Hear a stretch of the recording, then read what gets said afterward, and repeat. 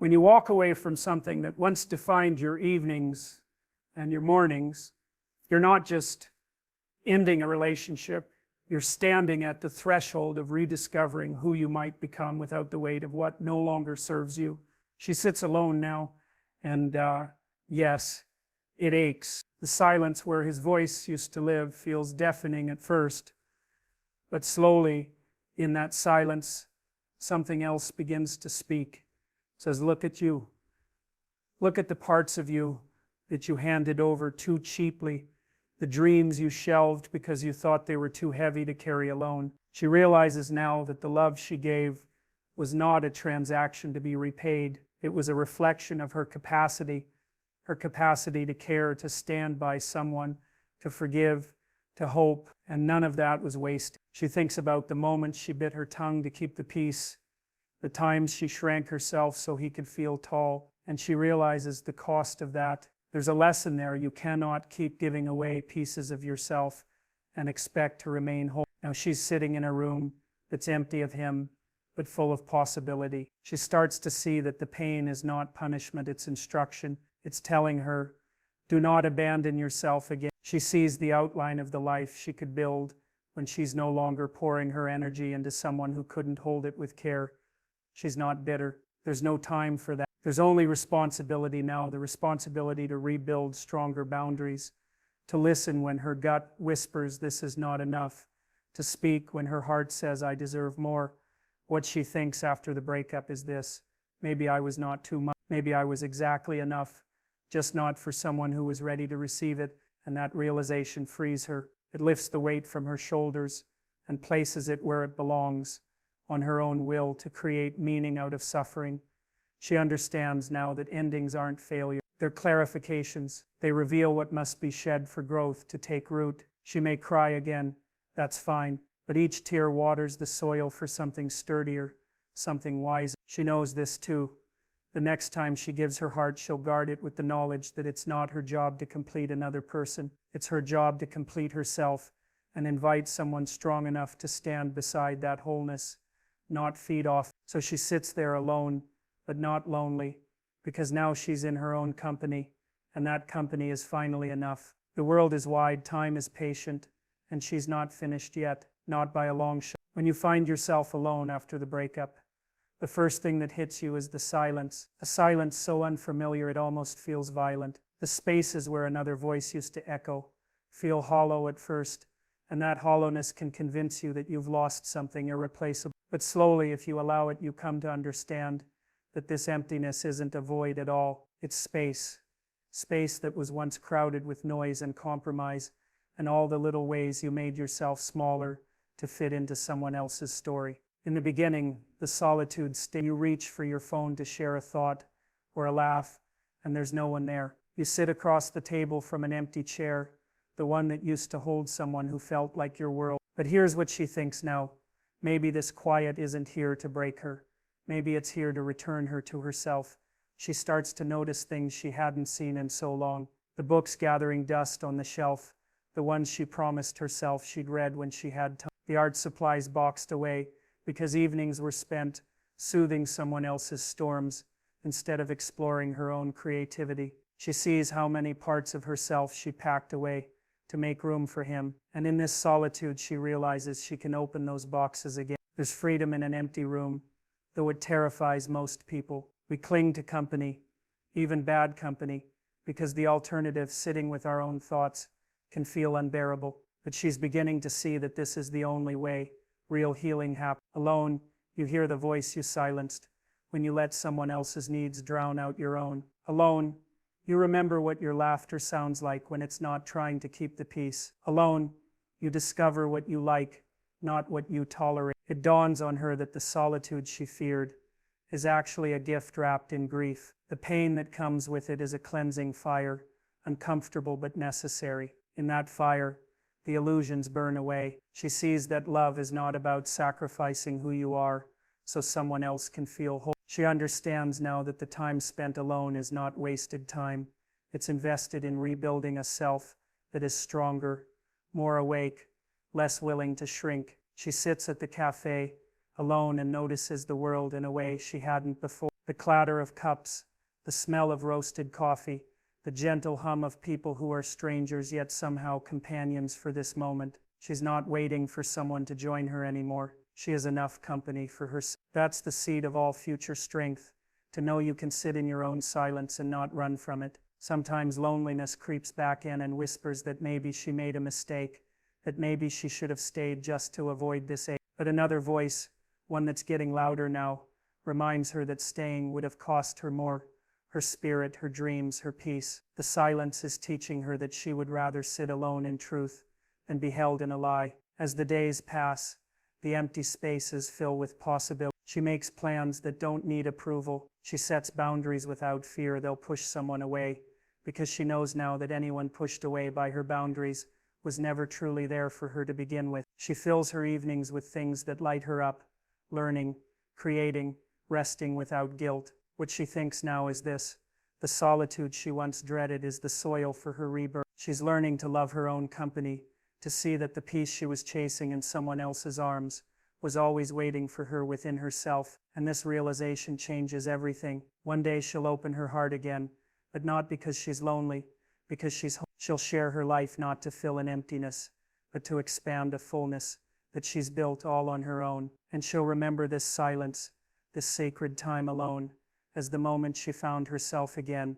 She's not broken, she's not lost, she's just finally alone enough to grow. When she looks back at it now, she understands something she couldn't see when she was in the thick of it.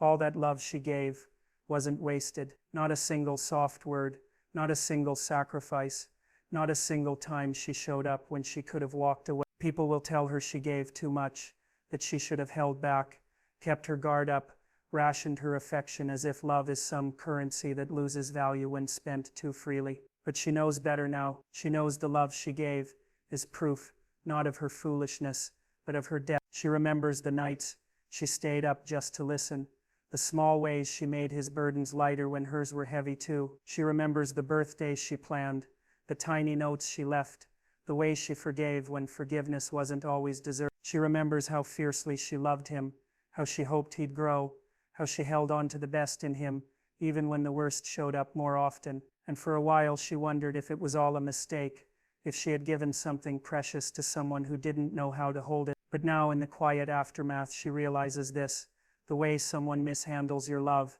says nothing about your worth and everything about their capacity. Her love wasn't too much, it was simply misplaced. And that's a lesson she carries now like armor. There's power in understanding that your love is never wasted. It shapes you. It carves out a depth inside you that shallow waters can't touch. It shows you what you're capable of, how deeply you can feel, how much you can endure, how wide your heart can open even when it's afraid. That capacity is not a weakness, it's a gift. And she sees now that the right person won't shrink away from it. They'll rise to meet it.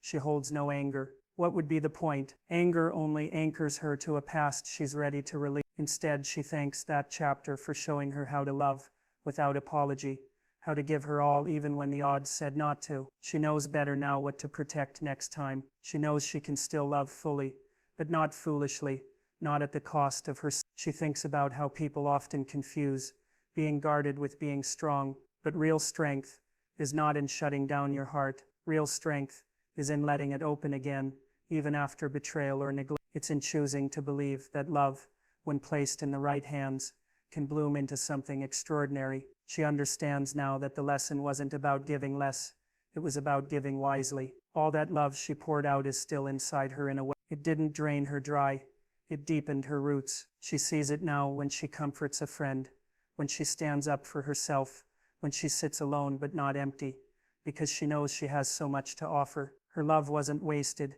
it was practice for the kind of life she wants, for the kind of person she's becoming, for the kind of love she'll give and receive when she meets someone who knows what to do with it.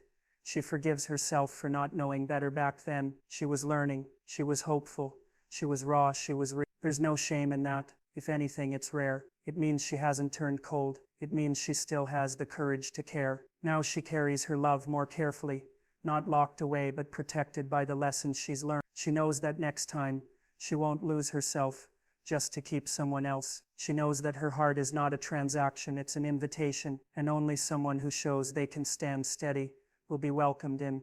The truth is, she would rather have loved too much than never enough. She'd rather know she gave her best than live with the regret of holding back, because love, real love, is meant to flow through you. It doesn't run out when you give it. It expands, and now she's ready to let it expand again, but on her terms, with someone who understands that her love is not something to take lightly. So when she thinks about what she gave, she smiles, because it's still hers. All that love, all that hope, all that it's woven into who she is now, stronger and wiser and unashamed of her own heart. She didn't lose anything. She discovered her own capacity, and that is something no one can take from her. There's something she understands now that she didn't when she was deep in it. All those times she made herself smaller, quieter, easier to love. They didn't make her more worthy of staying. They just made her forget who she was. She remembers the moments when she swallowed her truth because she feared it might push him away. The times she laughed at jokes that cut at her just to keep the peace. She remembers how she twisted her own needs into shapes that fit into the narrow box he had space for, telling herself it was compromise when really it was sacrifice.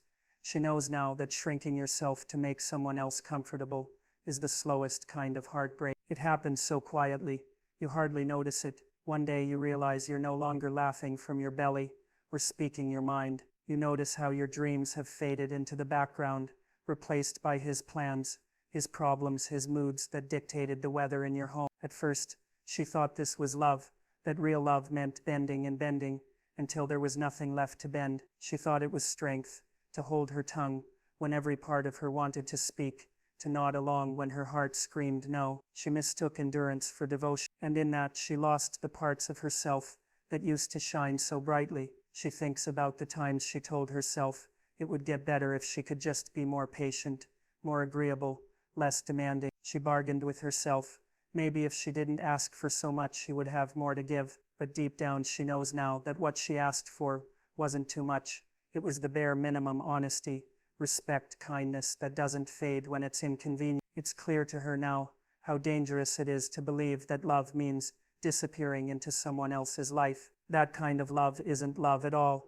It's surrender. And there's nothing romantic about abandoning yourself so someone else can feel bigger in your presence. She sits with these realizations, not in anger but in resolve. She understands that the cost of shrinking was far greater than the cost of losing him, because what she lost wasn't just him, it was time she'll never get back, dreams she set aside, laughter she stifled, boundaries she blurred. But she also sees that what she gained is more powerful, the clarity that she will never do it again. She thinks now about the parts of herself she's reclaiming, the opinions she used to soften, the hobbies she left behind, the friends she neglected because he didn't like them.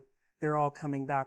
She's filling her days with the things she loves, without checking if they make someone else uncomfortable. She's learning that there is room for her voice, her desires, her goals, and anyone who cannot stand beside that doesn't belong beside her at all. She's also learned that the right love doesn't require you to shrink. It expands you. It invites you to stand taller, speak louder, dream big. It's not threatened by your strength.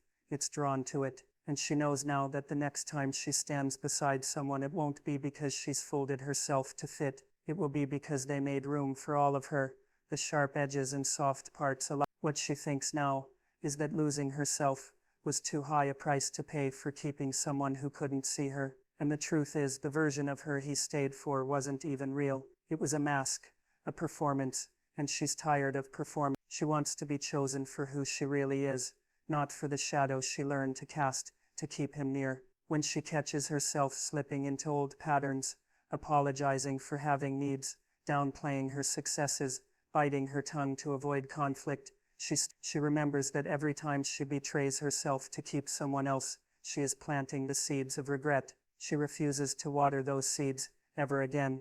There's freedom now in her the freedom to take up space, to have an opinion that might not match his, to say no without guilt, to say yes without permission. There's power in knowing that if her truth is too much for someone, they can leave, and she'll still be whole. She's not afraid anymore of being alone. She's more afraid of losing herself again. She knows now that the cost of shrinking is far greater than the cost of standing tall and risking rejection, because rejection frees her from the burden of pretending. So she carries herself differently now, shoulders back, chin up, words clear. She doesn't flinch when someone pushes against her boundaries. She holds them steady. She knows what it took to build them, what it cost her to live without them. She's done folding, she's done silencing, she's done shrinking. She's ready for a love that doesn't ask her to be loved. And until that love comes, she's content being everything she is, exactly as she is, unapologetically whole. It would be easy for her to look back at all the hurt and call it punishment, to sit with the sting of betrayal, the echoes of arguments, the nights she cried herself to sleep, and decide that maybe she did something wrong to deserve it, that maybe she wasn't enough, or too much, or somehow flawed in ways that attracted the heartbreak she now carried. But she's beginning to see through that lie. The pain wasn't punishment, it was instruction. It came not to condemn her but to wake her up to the parts of herself she had been ignoring for far too long. In the quiet moments, after the storm, she starts to listen to what the pain is trying to say. It says, look at the parts of yourself you kept giving away without asking for anything real in return. It says,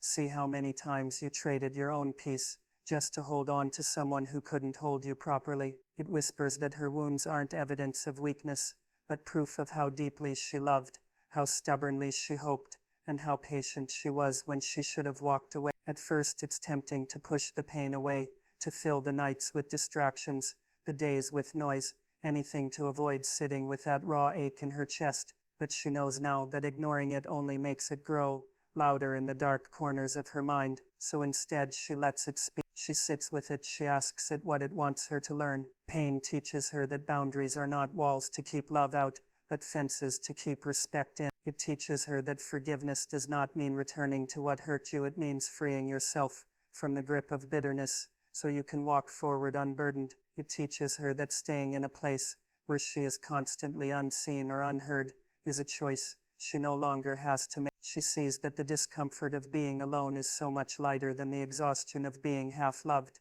that the ache of missing someone is gentler than the ache of missing herself, and that truth makes her brave. It makes her promise herself that next time she will listen to the first signs of disrespect instead of waiting for them to grow into regret. Pain shows her where her standards were too low and her excuses too high. It shines a harsh light on the moments she silenced her instincts, the red flags she painted white because she was afraid of starting over. But starting over is not the enemy, settling is. She knows that now. What used to break her now builds her. The lessons live in her bones, reminding her that love should not cost her peace, that devotion should not demand her dignity, that compassion does not mean carrying another's chaos at the expense of her own well-being. She doesn't see herself as a victim anymore. She sees herself as a student, wiser now, stronger now, more willing to say no when her heart used to beg her to say yes, just to feel loved for a little while longer. She understands that the people who walk away when she starts to stand firm were never really staying for her, only for what she could give them when she had no boundaries to protect her soul. There's an unexpected relief in realizing the pain had a purpose. It carved out space for her to return to herself. It pointed out every place she abandoned her own needs to keep the peace. It showed her that she was the one who had to protect her softness, not by hardening her heart, but by guarding it with the strength she's building now. She knows there will still be days when the lessons slip her mind, when she wonders if maybe she was asking for too much, when the ache sneaks back in and tells her she should have stayed. But now there's another voice that answers, you didn't lose them, you found, and that is worth every tear, every sleepless night, every ounce of pain that brought her back to the truth. So she listens to the pain, honors it, thanks it for what it came to show her, and then she lets it go piece by piece, because once a lesson is learned, it doesn't need to keep hurting her to be remembered. This is what she thinks after the breakup. The pain wasn't punishment, it was the teacher she never asked for but desperately needed. And because of it she will not forget herself again. She never used to think of endings as anything but failure. That's what they always felt like, proof that she wasn't enough to keep it together, proof that she should have tried harder, bent further, forgiven more. She clung to the idea that if she could just hold on tight enough, she could stop the unraveling. But life, and this heartbreak in particular, has shown her something different. She sees now that endings are not always tragedies. Sometimes they're the clearest truth she'll ever. They strip away the excuses, the illusions, the hopeful lies she whispered to herself when the nights got too quiet. They reveal exactly what can't come with her into the next part of her life, When it fell apart, it felt like free fall, like every plan she built was slipping through her fingers. She looked around at the pieces and wondered what any of it meant, all those late night talks, the shared dreams, the promises that turned to dust when reality showed up. It felt sense, but sitting in the aftermath, she begins to see the shape of something new. In the wreckage of what they were, she finds scraps of herself she'd forgotten, ideas, needs, truths she buried just to keep the peace. The ending didn't come to punish her, it came to clarify. It laid bare the patterns she kept repeating, the compromises that weren't compromises at all but quiet acts of self-betrayal. It showed her how many times she said yes when every part of her wanted to say no. It forced her to face the hard truth that staying with him would have cost her more than losing him ever could. She knows now that endings are not the enemy. Staying too long in something that keeps you small is. Endings clear the space that comfort and fear kept cluttered. They tear down the walls she was too afraid to touch, and when the dust settles, they leave her standing in the raw openness of possibility, terrified, yes, but free in a way she hasn't been in years. It's not easy to see it that way. She remembers the nights when she thought she'd die from the emptiness, when the silence screamed louder than any fight ever did. She remembers waking up and reaching for him only to remember he wasn't there. She remembers the shame of telling people it was over, the fear that maybe they were right, maybe she was too much, too complicated, too hard to love. But the truth hidden in the ending is this: she was never too much. She was just too much for someone unwilling to rise to meet her. And letting that go was the bravest thing she's ever done. Now when she looks at the door that closed, she sees a hallway lined with others she never noticed, because she was too busy staring at the one that wouldn't budge. The ending gave her back her time. It gave her back her energy. It gave her back the permission to wonder who she is when she's not carrying the weight of someone else's indifference. It's not about blaming him anymore. She's not interested in that. It's about facing her own patterns. The way she gave and gave, hoping it would make him stay. The way she explained away the disrespect. The way she ignored the voice that told her she deserved better. The ending forced her to listen to that voice, and now she's ready to honor it. This is the gift hidden in the goodbye.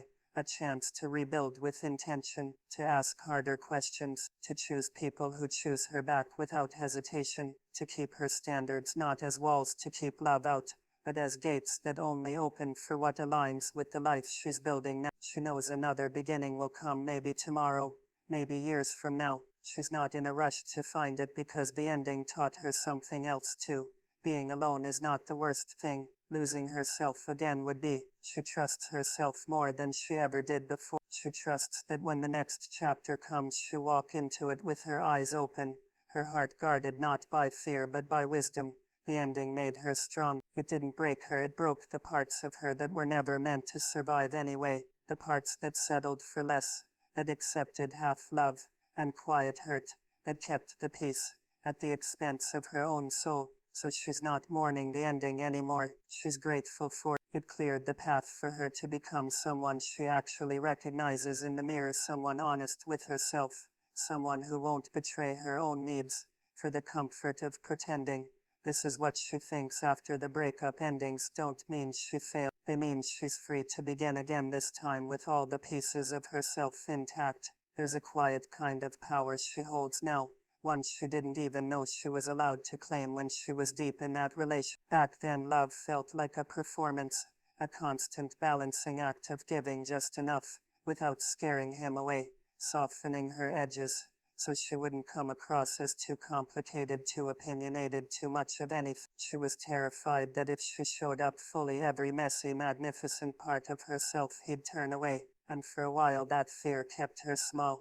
But the ending cracked something open inside. For the first time in a long time, she had no one to impress, no one to manage, no one to soothe at the expense of her own calm. She sat alone in her quiet room, no longer tiptoeing around someone else's moods, and in that stillness, she heard something she hadn't in years, her own voice. It was soft at first, shaky even, but it got louder the more she listened. It reminded her of who she was before she made herself so easy to leave. She sees so clearly now how she used to mistake being needed for being loved. She confused sacrifice with strength, endurance with connection. She thought the measure of her worth was how much of herself she could pour into someone else, without asking for anything real in return. But being alone showed her that real strength isn't about stitching yourself to another person's brokenness just so you don't have to face your own. Real strength is standing fully in your own skin and trusting that you are enough,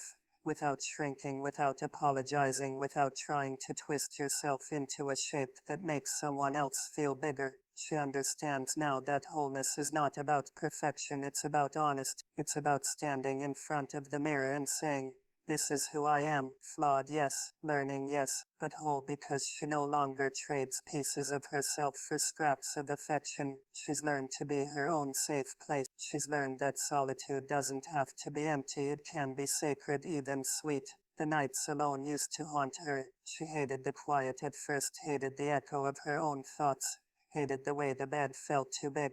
But over time those nights became her teacher. They taught her that the sound of her own breath in the dark is not loneliness.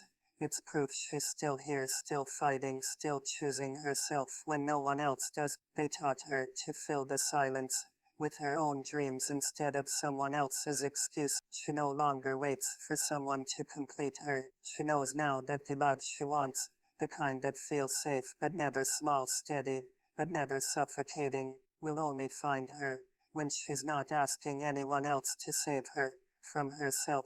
She's already done the saving. She did it the moment she chose to stay when he left. She did it every morning she got out of bed when it would have been easier to hide. She did it when she sat with her pain long enough to learn its lessons instead of burying it under distraction. When she imagines loving again, she doesn't see it as a rescue. She doesn't see it as a prize to prove her worth. She sees it as a meeting of equals, two whole people standing side by side, not leaning on each other to stay upright, but walking together because they want to, not because they have to. She won't hand her heart to someone who sees it as something to drain. She'll share it with someone who knows it's a gift, someone strong enough to handle its depth without drowning in it, someone brave enough to stand in the light with her and not shrink when her truth shows up. She's not afraid to be alone anymore because she knows now that alone does not mean lacking. Alone means she is choosing herself first. Alone means she is free to build a life that feels good in her bones, one that doesn't depend on another person's permission to exist. She trusts herself in a way she never did before. She knows the signs now, the little betrayals she used to overlook, the ways she used to soften her no into a hesitant yes. She knows she'll catch herself if she starts to slip back into old habits of shrinking and if someone tries to convince her she's too much, she'll smile and know they were never enough to hold her anyway. What she thinks after the breakup is simple: she is already whole, she is already, and when the right person comes, they won't complete her. They'll stand beside her wholeness and protect it just as she protects it herself.